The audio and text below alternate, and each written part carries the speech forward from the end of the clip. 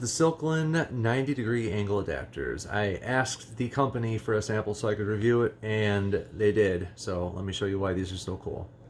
So here's my laptop, and here is the charging port for my C connector. Now, right off the bat, if you notice, this is how far it comes out before it becomes the wire. This is the rigid part, the semi-rigid part, and then this.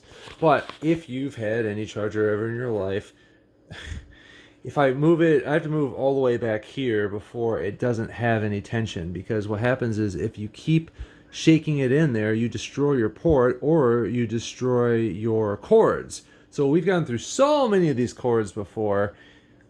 Well, let me show you something. The idea is not mind-blowing, but look at this. So I'm going to put this up here, and you're going to say, well, all you did is redirected it up here. Yes, but let me put that cord back here. So even though you don't want to do a whole lot of shaking up here, what this is, I'm just going to show you how I do it. I wrap it around the computer just like that. And, you know, obviously you don't want to be messing with it, but it's a lot easier to not mess with it when it's coming from behind than when it's coming straight out. And when you're, you know, even if you're jiggling it all around, it's a lot less tension on this over here. So you still have to be a little careful. It's not like a... It's not like a panacea to cure all your problems. But when you look at it like this, it can also go down, and this is not creating any tension, because by the point where, you know, this is a fairly long cord, so if I have this coming up and charging, this isn't creating really any extra tension on this part here. And I guess I forgot to mention this before, but like I said, you know, you have to, if you have it coming straight out like this, you wouldn't want to curl it. And the main reason why that's so important to me is because usually my computer is butt up close to like a wall whenever I'm doing a workstation. I don't know. I found myself in a lot of situations where I have to curl this cord over because I just don't have enough room.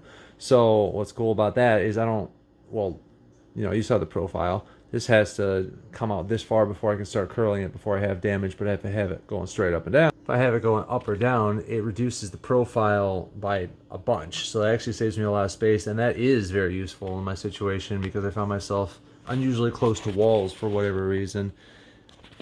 And I just want to go ahead and point out these numbers on here. You see 80 and 240. So what that's talking about is data transfer. So this can do 80 gigabytes a second, or it can charge at 240 watts.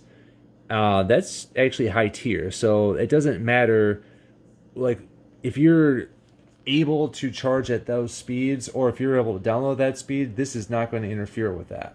So this is my son's iPad charger, and as you can see, you know, it's just sticking out the wall like a lot of phone chargers and other kind of chargers. This is constantly putting pressure on that. So even with this, I could just put it so it goes straight down. I mean, I've got a cord in the way for this specific example, but even with that plug, I'm doing a lot of, you know, protecting, kind of future-proofing. I don't know if future-proofing is a word, but it's saving this.